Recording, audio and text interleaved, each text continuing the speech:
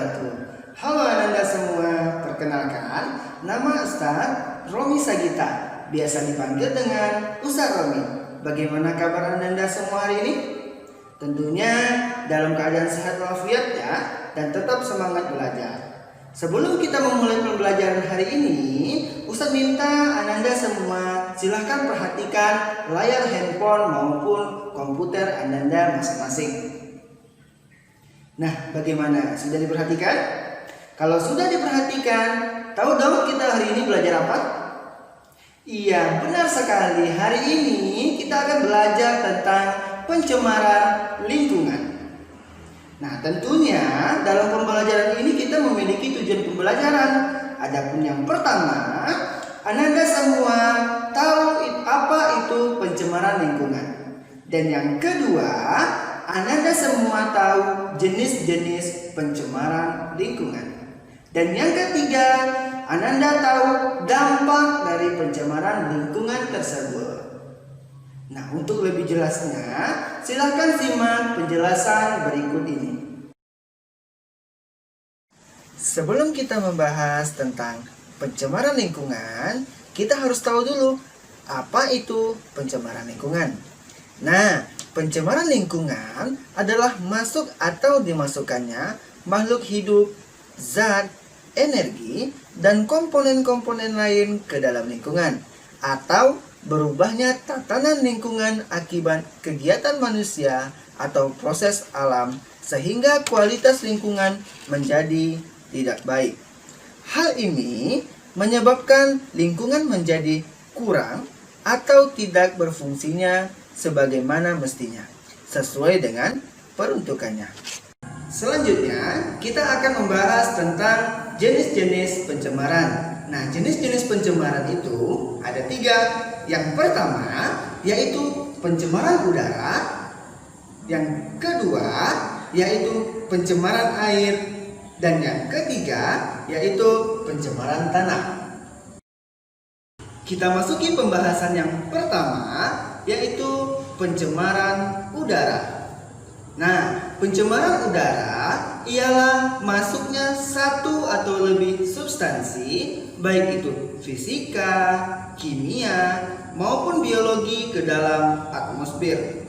Dalam jumlah yang sangat banyak, ia dapat membahayakan kehidupan makhluk hidup di dunia, baik itu manusia, hewan, maupun tumbuhan.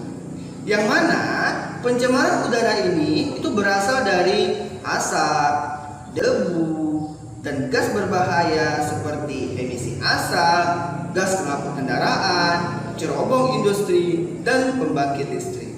Setelah kita membahas tentang pencemaran udara, sekarang kita membahas dampak dari pencemaran udara. Nah, dampak dari pencemaran udara ini itu yang pertama sakit kepala, kemudian iritasi mata, ada juga ispa atau infeksi saluran pernapasan atas, kemudian batuk, selanjutnya itu seperti sakit tenggorokan, nyeri dada, alergi, dan juga penyakit paru-paru. Kita masuki pembahasan yang kedua, yaitu pencemaran air. Nah, pencemaran air ialah masuknya zat atau komponen lain ke dalam perairan, baik itu sungai, laut, maupun danau.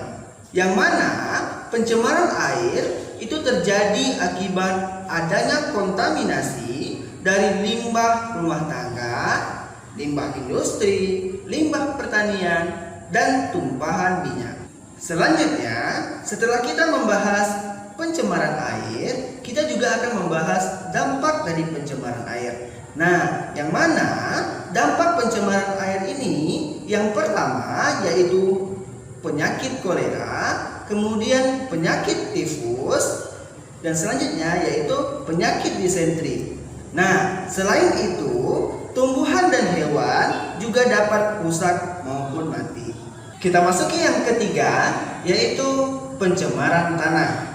Nah, pencemaran tanah ialah suatu keadaan di mana masuknya bahan-bahan kimia buatan manusia sehingga dapat mengubah keadaan dari alami tanah.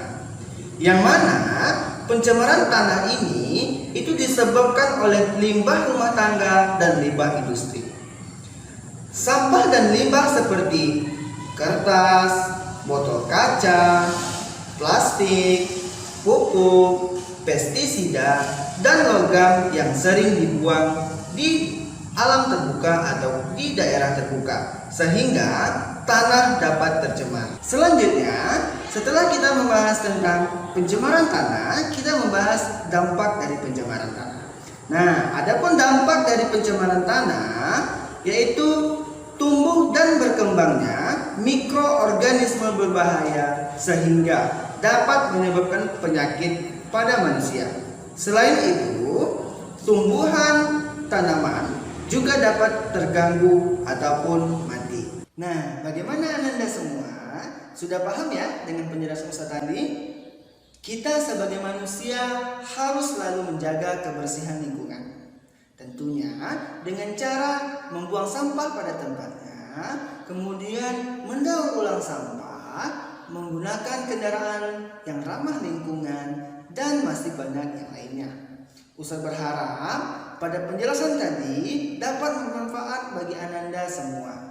Ustaz akhiri video pembelajaran pada hari ini. Ustaz mohon maaf apabila terdapat segala kesalahan dalam penyampaian. Ustaz akhiri, wabillahi taufiq wal hidayah. Wassalamualaikum warahmatullahi wabarakatuh.